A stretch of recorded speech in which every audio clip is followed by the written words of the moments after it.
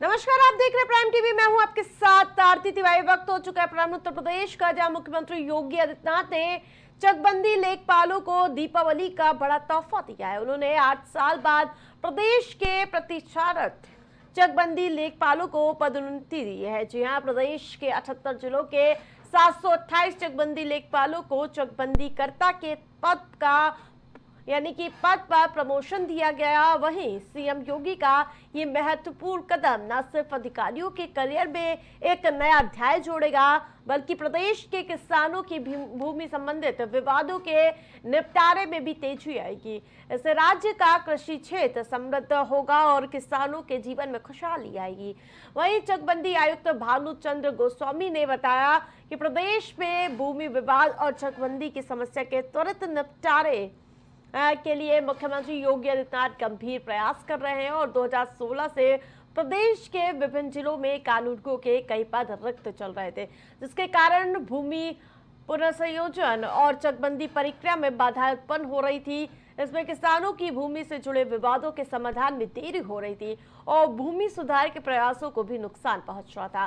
मुख्यमंत्री योगी ने इस समस्या को गंभीरता से लेते हुए रिक्त पदों को भरने के निर्देश दिए थे। उनके निर्देश पर विभागीय पदोन्नति समिति का गठन किया गया, जिसके माध्यम से 728 योग्य चकबंदी लेखपालों को पदोन्नति दी गई है। हरियाणा विधानसभा चुनाव में कांग्रेस की बुरी हार का असर उत्तर प्रदेश की राजनीति में साफ तौर पर दिखाई देने लगा है। उधर चुनाव परिणाम आए, इधर 24 घंटे के अंदर ही अखिलेश यादव की समाजवादी पार्टी ने यूपी में 10 सीटों के लिए होने वाले विधानसभा उपचुनाव के लिए यानी कि 6 सीटों पर अपने प्रत्याशी घोषित कर दिए हैं।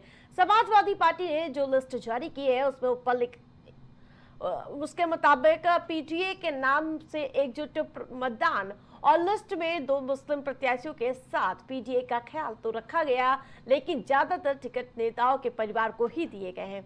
इस लिस्ट में अखिलेश यादव के भतीजे, पूर्व सांसद की बेटी, पूर्व विधायक की पत्नी, वर्तमान सांसद की पत्नी, वर्तमान सांसद के पुत्र को प्रत्याशी बनाया गया है। वहीं समाजवादी पार्टी ने जिन 6 सीटों पर प्रत्याशी का ऐलान किया है उनमें मैनपुरी की करहल, कानपुर की सीसामऊ, प्रयागराज की फूलपुर, अयोध्या की मिल्कीपुर, अम्बेडकर नगर की कटहरी और मिर्जापुर की मझवा सीट शामिल है। वहीं उपचुनाव में सपा उम्मीदवारों की घोषणा पर भाजपा ने चुटकी ली है। भाजपा प्रवक्ता राकेश त्रिपाठी ने कहा कि सपा कांग्रेस का गठबंधन डावाडोल हो रहा है।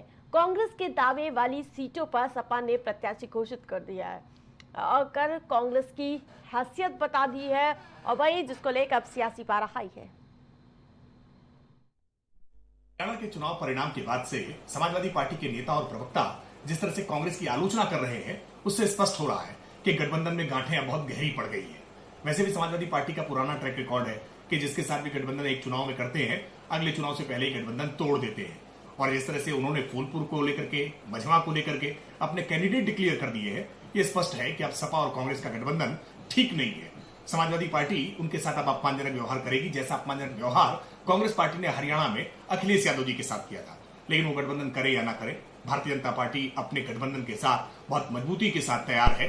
हमें हरियाणा में जिस तरह का आशीर्वाद मिला है, उससे कार्यकर्ताओं का आत्मबल और बढ़ा है। हम उपचुनाव में सभी की सभी सीटों पर राष्ट्रीय जनतांत्रिक गठबंधन के प्रत्याशी जीत हासिल करें। ज्यादा अपडेट के साथ फोन लाइन पर हमारे साथ रिजवान जुड़ चुके हैं। रिजवान, जिस प्रकार से यूपी उपचुनाव को लेकर सियासी सरगर्मियां तेज हो चुकी है, 6 लिस्टों का यानी कि 6 नामों का ऐलान हो चुका है, क्या कुछ अपडेट मिल पा रहा है?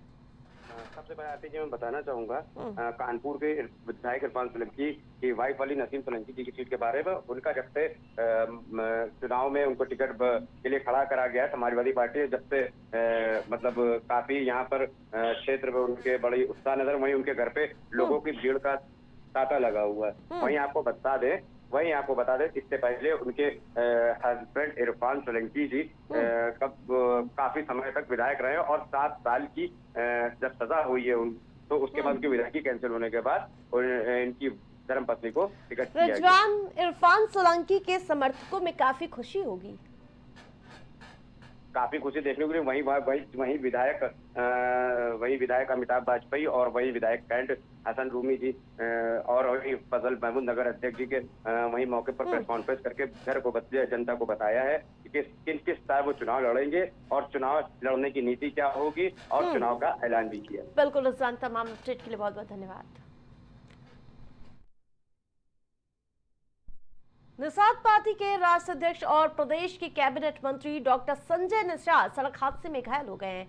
बताया जा रहा है कि कैबिनेट मंत्री डॉक्टर संजय निषाद प्रतापगढ़ में समीक्षा बैठक करने के लिए आ रहे थे, जहां रास्ते में हादसा हो जाने की वजह से वो घायल हो गए हैं, जिसके बाद आनन फानन में उन्हें मेडिकल कॉलेज में भर्ती कराया।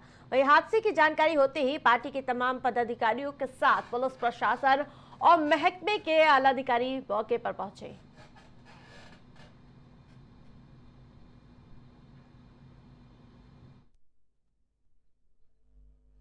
वहीं आपको बता दें कि कैबिनेट मंत्री सड़क हादसे का शिकार हो गए, तो वहीं जिसके बाद उन्हें आनन फानन में अस्पताल में भर्ती कराया गया। मेडिकल कॉलेज में संजय निषाद को एडमिट कराया गया, जहां उनका इलाज जारी है। तो वहीं आपको बता दें कि प्रतापगढ़ में समीक्षा बैठक करने के लिए जा रहे थे मंत्री, इस दौरान उनके साथ हादसा हुआ है।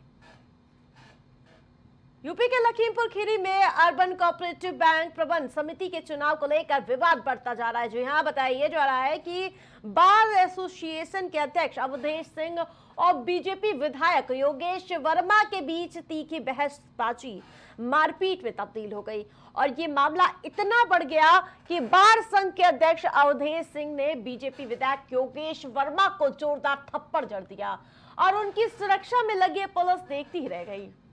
दरअसल मतदाता सूची फाड़ने पर बीजेपी विधायक ने आपत्ति जताई थी, जिसके बाद आज दोनों पक्ष में जमकर मारपीट देखने को मिला, जिसका वीडियो सोशल मीडिया पर तेजी से वायरल हो रहा है। आज दिनांक 9 अक्टूबर 2024 को लखीमपुर खीरी में अर्बन कोऑपरेटिव के डेलीगेट्स का नामांकन चल रहा था, जिसके दौरान दो पक्षों के बीच कहासुनी विवाद हो गया।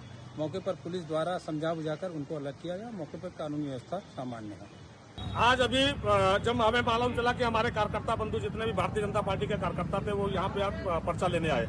पहले हमारे व्यापार मंडल के राजू अग्रवाल जी को मारा, उनका पर्चा फाड़ लिया और फिर जब मैं उनको देखने के लिए यहाँ पे आया तो इन्होंने मेरे ऊपर हाथ उठाने की कोशिश की। तो कम से कम मेरा गिरेबान अवधेश सिंह वकील है, जो हमेशा जिंदगी भर जिन्होंने केवल दलाली की, इसके अलावा उनके पास में कोई काम नहीं रहा और आज उन्होंने मेरे गिरेबान के ऊपर हाथ डाला है। इसका उनको बहुत बड़ा खामियाजा भुगतने को